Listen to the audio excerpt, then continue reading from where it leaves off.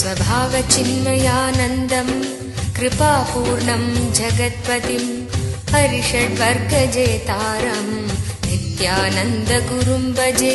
स्वभावचिन्मयानन्दं कृपापूर्णं जगत्पतिं हरिषड्वर्गजेतारं नित्यानन्दगुरुं भजे. ஒருத்தங்கிட்ட கேட்டாரு, சாமி இவ்வளோ பெரிய இயக்கம் உங்களை சுற்றி நடக்குது, ஒவ்வொரு சின்ன சின்ன விஷயத்தையும் நீங்க தனித்தனியா பார்க்குறீங்க, இவ்வளோ பெரிய விஷயத்தையும் நடத்தினா எங்களுக்கெல்லாம் இந்நேரம் பைத்தியம் பிடிச்சிருக்குமே, நீங்க எப்படி சாமி நடத்துறீங்க? அதோட ஒரு ஆழமான ரகசியம், ஒரு சின்ன விஷயம் தான். சாமி எப்பவும் இந்த ஆசிரம வாசிகளுக்கு சொல்றது உண்டு, எல்லாம் தெரிஞ்சுக்கணும். ரூமுக்குள்ள போன உடனே இந்த ரூமுக்கு வெளியே அத்தனையும் சாமி மறந்துடுவேன், எடுத்து கழட்டி வச்சிருவோம். உங்க வீட்லயே அந்த மாதிரி ஒரு ரூமை வச்சுக்கோங்க. அந்த ரூமுக்குள்ள போன உடனேயே சட்டையை கழட்டி வெளியில போடுற மாதிரி போட்டுட்டு அந்த ரூமுக்கு வெளியில இருக்கிற எந்த விஷயங்களை பற்றியும் சிந்திப்பதில்லை, நினைப்பதில்லை என்ற தெளிவுக்கு வந்துருங்க. அது என்னவா இருந்தாலும் சரி. அந்த மாதிரி கழட்டி வைக்கிறதுக்கு முதல்ல கஷ்டமா இருக்கும், ஒரு 10 நாள் கஷ்டமா இருக்கும். ஆனா ஒரு அரை மணி நேரம் அந்த மாதிரி கழட்டி வைக்க முடிஞ்சதுன்னா கூட அதுக்கப்புறம் திரும்ப வெளியில வரும்போது பார்க்கிற பார்வை ஆழமாகவும் தெளிவாகவும் இருக்கும், மங்கலா இருக்காது. கழட்டி வைக்க முடியாத போதுதான் உங்களுடைய பார்வை மங்கலா இருக்கும். நல்லா தெரிஞ்சுக்கோங்க. கழட்டி வைக்க முடிஞ்சா உங்களுடைய உணர்வு ஆழமா இருக்கும், பார்க்கறதெல்லாம் தெளிவா தெரியும், ஆழமா தெரியும்.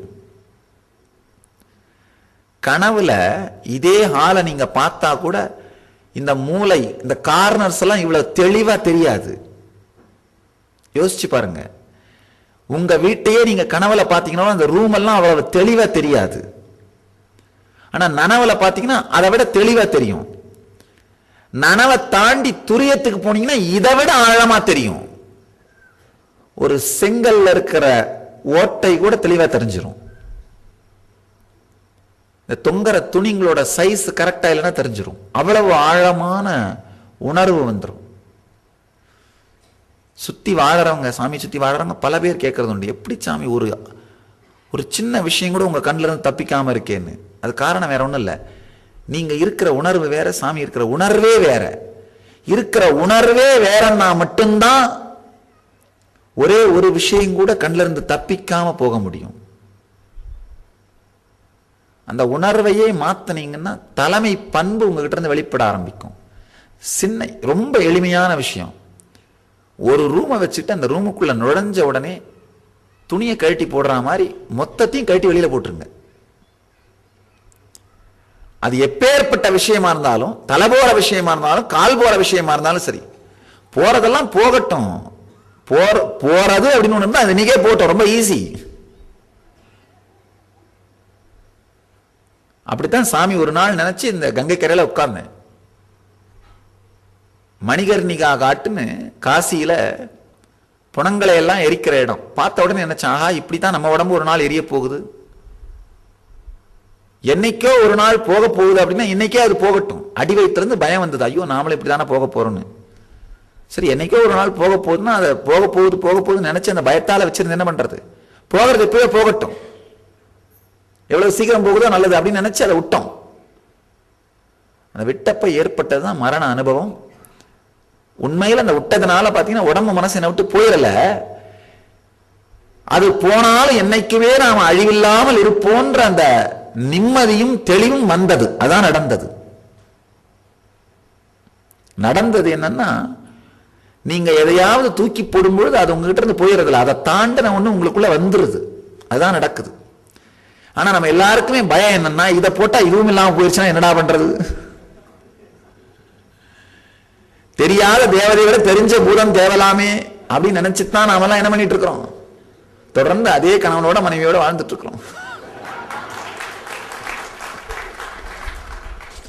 வருமோ வராதோ அப்படிங்கிற தேவதையை விட வந்து நம்மளை சுத்தி வாழ்ந்துட்டு இருக்கிற பூதமே போதும்னு நினைக்கிறோம். நம்ம உடல் மனசு அப்படித்தான். இதை தூக்கி எறியும் பொழுது இன்னொன்னு இதை விட ஆழமானது நமக்குள்ள மலரும் அப்படிங்கிற தைரியம் நமக்கு இருக்கிறது இல்லை. அதனால என்ன பண்றோம்? விடாப்பிடியாய் பிடித்திருக்கிறோம். விடாப்பிடியாய் இதை என்ன பண்றோம்? பிடிச்சிருக்கும்.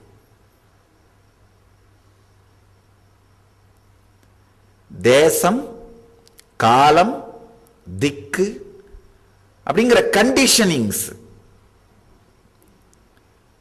உங்களை சுத்தி இருக்கிறது அப்படியே பாருங்க.